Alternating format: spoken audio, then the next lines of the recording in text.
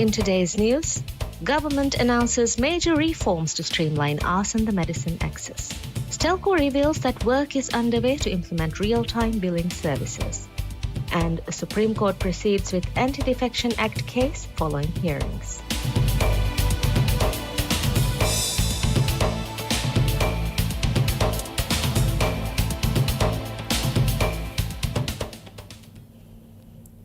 Good evening. Welcome to M News in English. I'm Yashma Mohammed.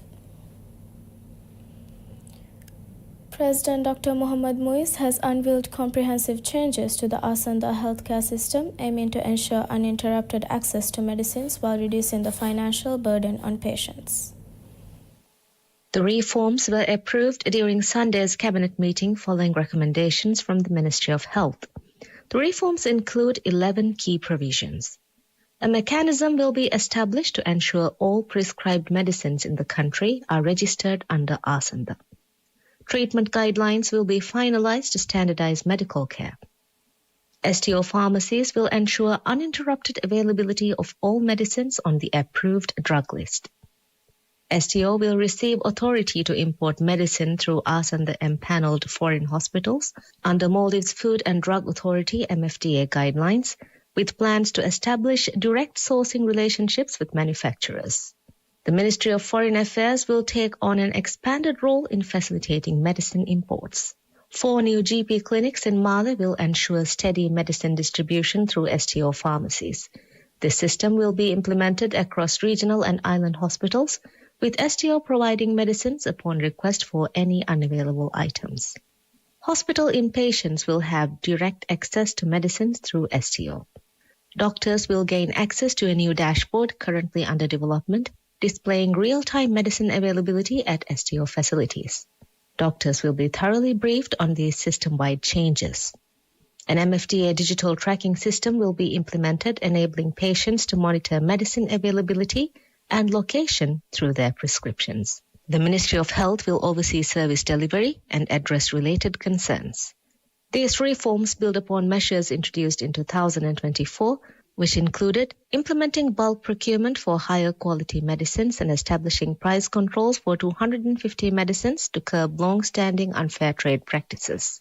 The changes are expected to significantly reduce excessive Asanda expenditure, with all savings to be reinvested into health sector improvements. In his presidential address 2025, the President assured that the government would ensure no citizen faces financial hardship in obtaining medicines through Asanda, emphasizing that the administration will always prioritize the most beneficial and equitable approach for the people. The President also outlined broader healthcare improvement strategies. As part of the expanded healthcare services, he announced plans for enhanced thalassemia care, including free bone marrow transplants and the construction of a state-of-the-art thalassemia hospital with an accommodation block in Hurumale. The President also highlighted progress in mental health services, including the launch of a 24-hour national mental health helpline, 1677, and plans for new mental health facilities in several islands. Parliament has approved significant changes to the operational mandates of the 3 government ministries: the Ministry of Higher Education, Labour and Skills Development, the Ministry of Homeland Security and Technology, and the Ministry of Health. The changes proposed by President Dr. Mohammad Muiz were reviewed by the Government Oversight Committee before receiving parliamentary approval. The committee endorsed all proposed modifications to the ministry's scope of work. The Ministry of Higher Education, Labour and Skills Development's revised mandate encompasses higher education and training programs facilitating educational opportunities, providing financial assistance for higher education regulatory oversight, management of the National Qualifications Framework, and workplace health and safety matters. Under its new mandate, the Ministry of Homeland Security and Technology will oversee domestic security, public order, crime reduction, and correctional services. The ministry will also manage immigration affairs and implement policies regarding foreign employment in the Maldives. Additional responsibilities include juvenile justice, drug prevention programs, science and technology initiatives, and national registration and demographic matters. The Ministry of Health's updated updated mandate focuses on assuring public health services, regulating healthcare facilities and practitioners, and overseeing the safety of food products, medicines, and medical equipment requiring health clearance. The ministry will also manage blood donation services and care facilities for people with special needs. Members of Women's Development Committees, WDCs, will receive Ramadan allowances starting this year following a parliamentary amendment passed with 72 votes in favor. The change to the Decentralization Act aims to strengthen and clarify the role of WDCs across islands and cities. The amendment outlines detailed procedures for providing resources and training through local council and the local government authority LGA. It also establishes clear guidelines for financial allocations and disbursements. WDC members who do not receive Ramadan allowances under other legislation will be entitled to 3,000 rupiah, with compensation rates determined by the National Pay Commission in consultation with the LGA. Under the new legislation, WDCs will have the authority to partner with civil society and international organizations for program implementation. The amendment also shifts the development of committee regulations from council oversight to LGA consultation. Local councils must now allocate 5% of their government grants towards WDC activities, with the first half year's funding to be transferred within 30 days of council receiving their allocations. President Dr. Muhammad Muiz first announced these changes on December 14, 2024, during a visit to Alif Dal Dangeti. He highlighted that WDC members would receive comprehensive benefits, including regular salaries and access to various financial schemes. The President acknowledged women's crucial role in island development, emphasizing the government's commitment to achieving gender equality in both community and national development initiatives. The reforms reflect a broader push to professionalize WDCs and recognize their contribution to local governance. Council funding disbursements beyond the initial allocation will follow the specific regulations set by the LGA, ensuring sustainable support for committee operations.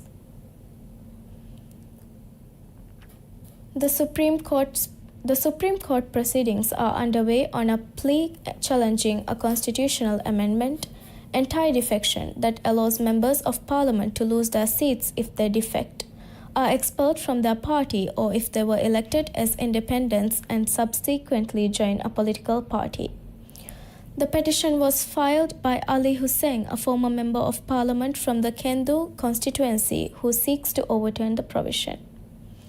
As hearings commenced yesterday, the state raised a procedural objection, arguing that Supreme Court does not have the jurisdiction to address the matter.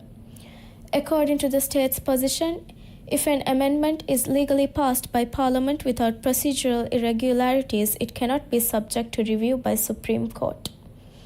The Attorney General's office representing the state contends that the court's jurisdiction is limited to constitutional matters related to the interpretation, as well as reviewing laws, rules, and state agency decisions that may violate the Constitution.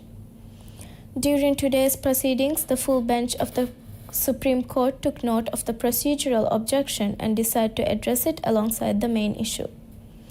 Following this, the state sought clarification on whether the judges could be informed about the objection beforehand. However, the judges have not yet ruled on this request. Both parties continue to present their legal arguments as the hearings progress. The Supreme Court judges are actively engaging in questioning both sides on the legal and constitutional implications of the amendment.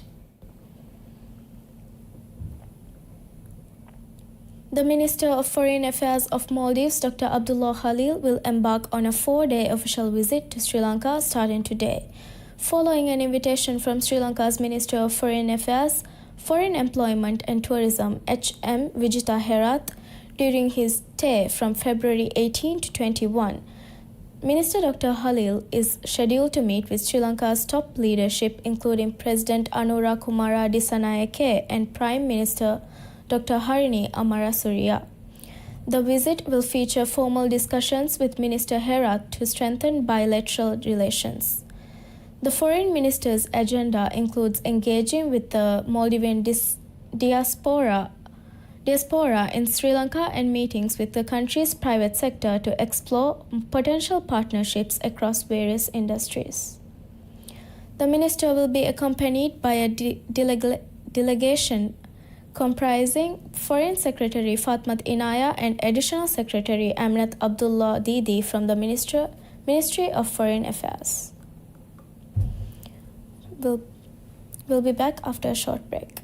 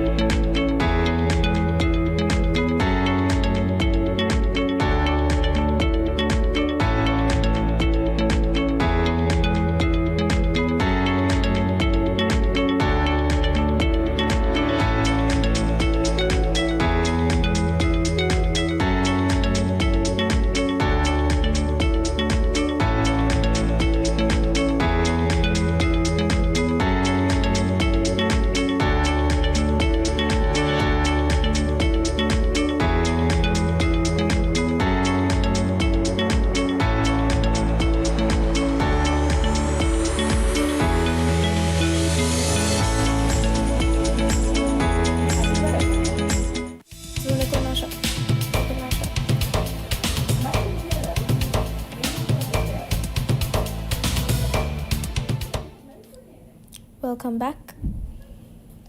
Minister of Higher Education, Labour and Skills Development Dr. Ali Haidar Ahmad has announced arrangements to release funds to overseas students within 2 weeks of complete information submission.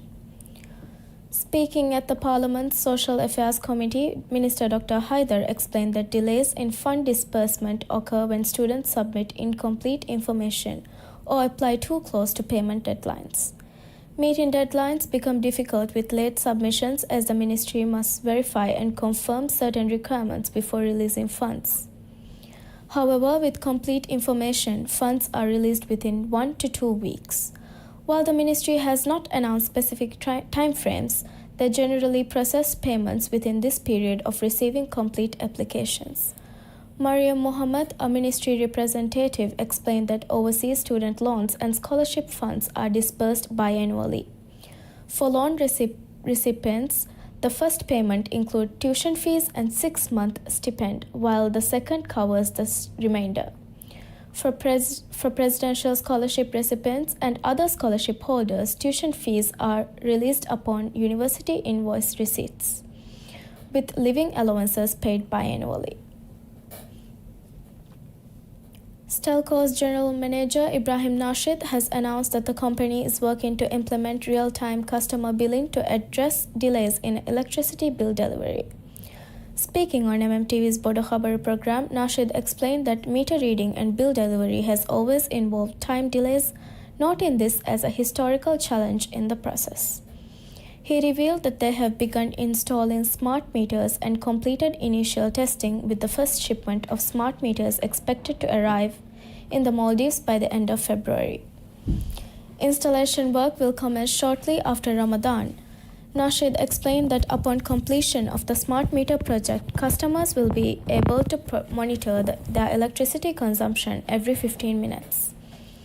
This development will strengthen customer trust and confidence in the billing system. For the Malé region, Nasheed advised that customers experiencing power outages or electrical issues in any building or location should contact Stelco's number 104 to report problems, assuring that Stelco will provide necessary assistance. Regarding the outer atolls, he indicated that residents should contact their local powerhouse. Nasheed emphasized that Stelco electricians will attend to electrical issues at any time, even during the middle of the night. Stelco engineer Ismail Nishar discussed the company's special awareness sessions about energy. These sessions provide detailed information about the company's electrical system and billing procedures. Nishar mentioned that these awareness sessions are conducted throughout the country, including both Male and the outer atolls, where information about energy conservation method is also shared with residents. The Islamic University of Maldives (IUM) and the People's Majlis have launched a joint training program for parliament members in Sharia and law. The program features a one-year advanced certificate in Sharia and law course.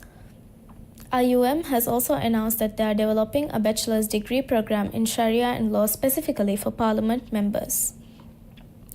In a meeting with IUM officials, the Speaker of the People's Majlis, Abdul Rahim Abdullah, explained that the main objective behind requesting this program was to transform the 20th People's Majlis into an exemplary parliament comprising highly educated and intellectually capable members engaged in scholarly work. The speaker noted that this vision aligns with President Dr. Mohammad Muizzu's aspiration for the 20th People's Majlis. During the meeting, the acting Deputy Vice Chancellor of Administration and Finance, Mr. Ahmad Amin Mohammed, expressed gratitude for the opportunity presented to IUM. He assured that the course would meet the standards set by both the Maldives Qualifications Authority (MQA) and the Bar Council of Maldives. The university's Deputy Vice Chancellor of Academic Affairs, Dr. Aishat Wahida, and Registrar Mr. Ahmad Rauf Abdullah also outlined key areas of focus for prospective students. The President's Office has announced that government offices will operate from 9 a.m. to 1 p.m. during this year's Ramadan and the first 7 days of Shawwal. This timing arrangement was originally established by the President's Office on March 6, 2022, which standardized the official working hours for Ramadan and the first week of Shawwal beginning from the Hijri year 1443. The directive stipulates that government offices shall operate from 9 a.m. until 1 p.m. during these periods. The Waste Management Corporation WEMCO has announced changes to household waste collection timings across the Male area during Ramadan. Speaking to state media, WEMCO's manager Ibrahim Hanif has stated that during this year's Ramadan, waste collection in Male will operate from 8:30 p.m. to 2:30 a.m. In Hulu Male, collection will run from 9 p.m. to 1 a.m., while in Ville Male, the services will operate from 9:30 p.m. to 1 a.m. To help residents adjust to these changes, Hanif said that the new schedule will come into effect from February 23. He urged households to place their waste outside before the collection time, explaining that it would be difficult to service properties that put out their waste after collection has begun. That's all the news for today. Thank you for watching. Have a good evening.